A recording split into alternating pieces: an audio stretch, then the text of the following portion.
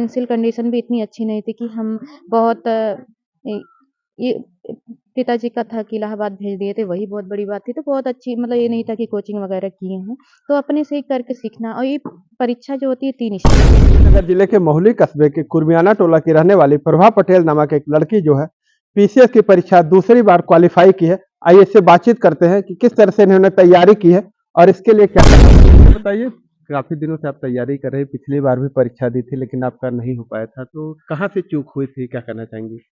पहले तो सभी लोग का धन्यवाद आप लोग आए और सर ये सतत प्रक्रिया है तैयारी करना, उसमें चूक होना जब तक क्योंकि हम लोगों का कोई बैकग्राउंड नहीं है, कोई हमारे यहाँ पहले से तैयारी में नहीं है कि उसके बारे में बहुत ज़्यादा हमको जानकारी हो, तो करके ही सीखना था और एक भी इतनी अच्छी नहीं थी कि हम बहुत ये पिताजी का था कि इलाहाबाद भेज दिए थे, वही बहुत बड़ी बात थी। तो बहुत अच्छी मतलब ये नहीं था कि कोचिंग वगैरह किए हों, तो अपने से ही करके सीखना और ये परीक्षा जो होती है 3 स्टेज प्रीलिम्स देने हैं, मेंस देने हैं, फिर इंटरव्यू।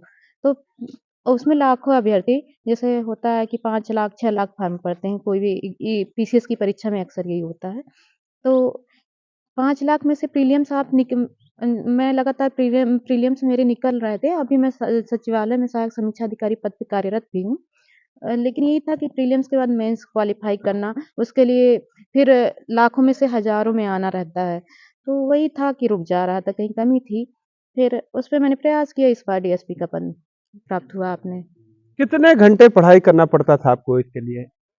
सर ये 1 साल की मतलब ये एक 2-4 महीने की मेहनत नहीं है सर, ये मेरा काफ़ी लंबा संघर्ष रहा है। मेरा 4th अटेम्प्ट रहा है।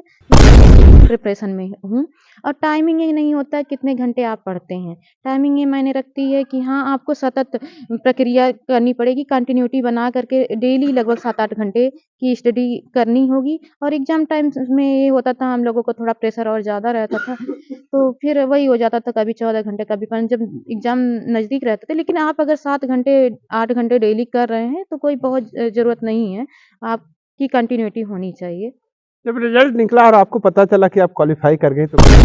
अच्छा लगा 1 मिनट के लिए थोड़ा लगा कि क्या क्या हुआ है पहली बात मेरा रिज़ल्ट एक्चुअली मैं पहले से जॉब में थी, तो मैं अपना रिज़ल्ट खोलने के पहले मेरे जितने भी जॉब में जितने लोग मुझे मेरे परिचित हैं, सभी लोगों ने देख के मुझे बताया, मैं अपने से नहीं देख पाई थी। ये रिज़ल्ट मुझे दूसरे के थ्रू पता चला कि हाँ, मैं डीएसपी बन गई हूँ। तो 1 मिनट के लिए खुशी भी हुई, फिर एक लगा कि मैं थोड़ा एसडीएम का भी पोस्ट अंदर चल रहा था मेरे, तो फिर 1 सेकंड का दोनों था। मन में खुशी भी थी और कहीं न कहीं थोड़ा-सा वो भी निराशा भी हुई थी कि अपने थोड़ी-सी रह गई। तैयारी में किसका, घर वालों का कितना श्रेय मानती हैं? तैयारी में पूरे परिवार का माता-पिता का, मेरी बहन का, सबका बहुत ज़्यादा योगदान है। देखा जाए तो पूरे परिवार का सहयोग रहा है, हमेशा से रहा है और मेरी भी डेडिकेशन था पूरा, काफ़ी ज़्यादा परिश्रम मैंने खुद भी किया है और परिवार का तो सहयोग था, बिना परिवार के सहयोग के चलिए, मैं हमारे ऐसे साथ और भी लोग हैं, ये नाथनगर के पूर्व ब्लॉक प्रमुख दीपाल भाई से मिलते हैं। दीपाल जी, ये बताइए, आपकी डीएसपी बनी है, क्या करना चाहेंगे, कितनी खुशी हो रही है? आज पूरे क्षेत्र में खुशी का माहौल है और हमारे क्षेत्र की, हमारे ज़िले की बहन जो इस ज़िले का नाम रोशन किया है और इस परिवार का नाम रोशन किया है और हमारे नाथनगर ब्लॉक का भी नाम रोशन किया है। ये एक प्रेरणा है हमारे नौजवानों के लिए, हमारे बहनों के लिए, जो भी शिक्षा ग्रहण कर रही हैं, उनके लिए एक प्रेरणा है और इनकी प्रेरणा लेकर के हमारे क्षेत्र के बच्चियाँ और बच्चे आगे बढ़ने का काम करेंगे, अच्छी शिक्षा लेने का काम करेंगे और बहुत ही उत्साह भरा ये ब्लॉक और पूरा जिला प्रफुल्लित है इस पद पे आप आसीन होने के लिए। चलिए, जैसे ये बताइए, आपके बच्चे जिस तरह से बता रहे हैं कि घर की परवरिश उस तरह से नहीं हो पाती थी, तो कैसे आप अपने बच्चों को पढ़ा पाते थे? अपने बच्चों को पढ़ाने के लिए जैसे दिमाग में एक सोच होनी चाहिए कि हमको बच्चों को पढ़ाना है। कठिन से कठिन परिश्रम करके बच्चों को पढ़ाने के लिए सतत प्रयासरत रहे। अगर कुछ घटता था तो दूसरे से भी लेके सहयोग करके बच्चों को पढ़ाया गया और उनको यह नहीं एहसास होने दिया गया कि हम सक्षम नहीं हैं। ये था कि बच्चे पढ़ते रहें, हम उसका प्रयास जारी रखें, कभी भी बच्चों को दूसरी तरफ मोटिवेट होने नहीं दिए। जब आपको ये जानकारी मिली कि आपकी बच्ची डीएसपी बन गई है तो कैसा लगा? शुरू-शुरू में तो मैं खुशी से रो पड़ा। जब बिटिया बताई तो मैं रोने लगा। क्या हुआ कि एक बिटिया तो हमारी उस कैटेगरी पे पहुँच गई जिसका प्रदेश लेवल पे कुछ नाम होगा या क्षेत्र का नाम होगा। तो उसके बाद फिर धैर्य बंधाए, तमाम लोगों का फिर बधाई तुरंत आना शुरू हो गया। तो बहुत बहुत ही ज़्यादा खुशी महसूस हुई। मैं रात भर सो भी नहीं पाया उस खुशी में। और यह रहा कि लोगों का स्नेह और प्रेम बना रहा।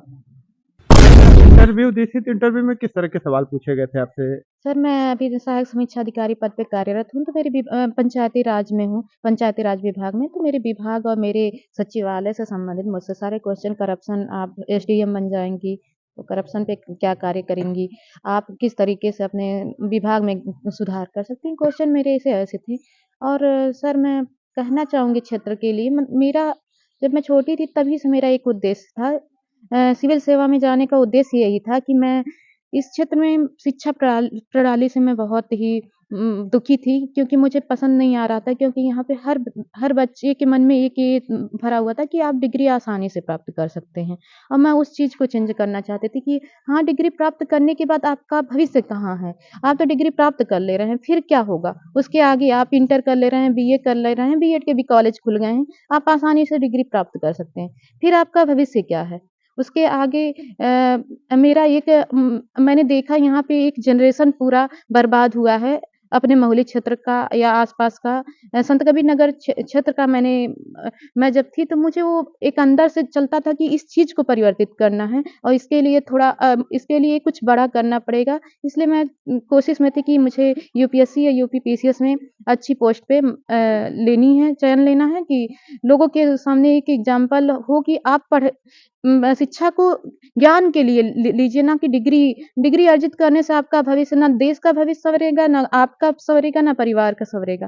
तो एक उद्देश्य ये भी था कि हाँ, लोगों के अंदर एक शिक्षा के लिए चेतना जागृत हो और लोग जागरूक हों कि शिक्षा इसलिए लेनी है हमको कि हम कुछ अपने लिए कर सकें, परिवार के लिए और क्षेत्र समाज सभी के लिए कर सकें, फिर देश का विकास तभी संभव है। शिक्षा का मतलब ही ज्ञानवर्धन होना चाहिए, ना कि डिग्री होनी चाहिए। अब शायद चेंज हो, मुझे लगता है कि और अभी आपने कल ही न्यूज़पेपर में पढ़ा, मैं यहाँ संत कबीर नगर से 3 डीएसपी हुई हैं और 2-3 और सेलेक्ट हुए हैं पीसीएस में।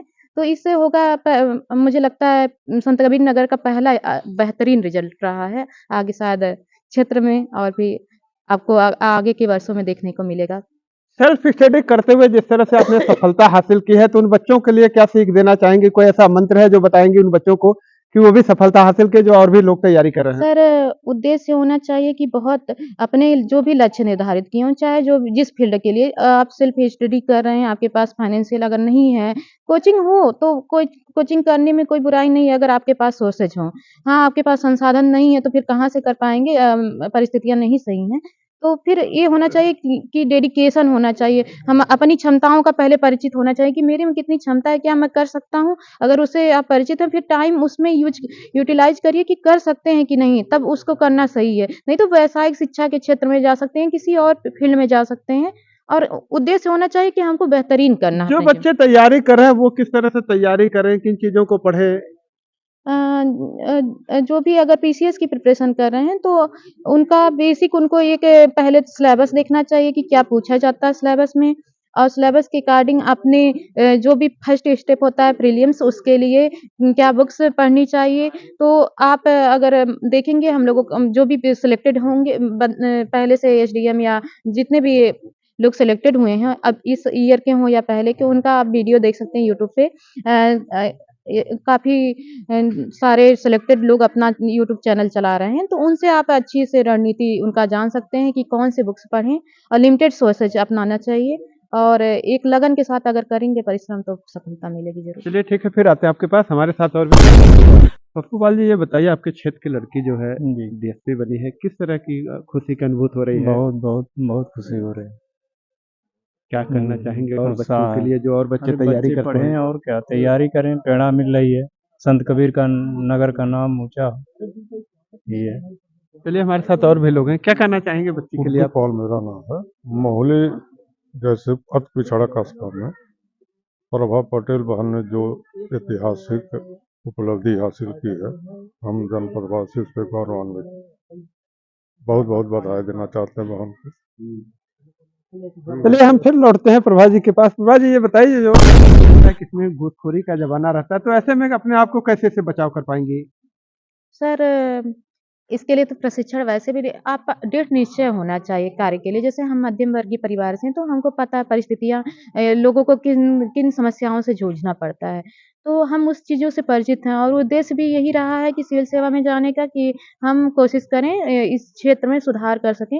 और पुलिस विभाग दिन प्रतिदिन सुधार हो रहा है। गवर्नमेंट भी ई-गवर्नेंस और सोशल ऑडिट सिटीजन चार्टर के माध्यम से नागरिकों को भी जागरूक कर रही है कि आप अपनी योजनाओं के बारे में पहले से आप जानते रहें। इसलिए अब काफ़ी सुधार हो रहा है और चीज़ें धीरे-धीरे आप हम जैसे युवा आएँगे इस क्षेत्र में तो आपको देखने को मिलेगा काफ़ी ज़्यादा। क्या आपसे इंटरव्यू में राम जन्मभूमि के लेकर भी कोई सवाल पूछे गए थे? नहीं सर, राम जन्मभूमि को लेके से संबंधित मुझसे क्वेश्चन नहीं किए गए थे। गाँव क्षेत्र के विकास में जैसे आप बताए होंगे कि हम गाँव के रहने वाले हैं, गाँव क्षेत्र का विकास कैसे होगा, एक्चुअली तमाम वो समस्याएं बताए होंगे लोग आपको। मेरे यहाँ मैं वही बता रही हूँ जॉब में पहले से थे तो उनका मेरे जॉब से ही था कि आप पंचायती राज में क्या सुधार कर सकती हैं, तो पंचायती राज से संबंधित जो क्वेश्चन थे क्योंकि मैं उसी से हूँ तो क्वेश्चन मेरे वहीं से ज़्यादा पूछे गए। और राम जन्मभूमि से इसलिए नहीं पूछा गया मुझसे क्वेश्चन क्योंकि हर जो जॉब में सिलेक्टेड बच्चे वहाँ गए थे तो उनके पास एक ज़्यादातर उनका एक बैकग्राउंड हो गया था कि आप अपने फील्ड में क्या बेहतर कर सकते हैं और उससे आप क्या कर रहे हैं, आपको नॉलेज कितना है, तो एक आइडिया उनको भी लग जाता है कि आप अभी अगर अपने कार्य के प्रति आपका समझ है, तो आगे भी आप अच्छा ही करेंगे, तो सिलेक्ट उनको करने के लिए एक अप्रोच मिल जाती है कि करना चाहिए कि नहीं। चलिए कि यहाँ पे प्रभा पटेल जी के घर पे तमाम लोग आए हुए थे, सभी लोगों ने अपनी बात रखी और प्रभा जी ने भी अपनी बात को बताई कि घूसखोरी को किस तरह से ये बंद करेंगे और इनके ऊपर क्या बीती उस चीज़ को भी लेकर के ध्यान देंगे। मिलते हैं फिर आपसे नेक्स्ट वीडियो में, तब तक के लिए वीडियो पे कमेंट करके अपनी राय ज़रूर दें। नमस्कार।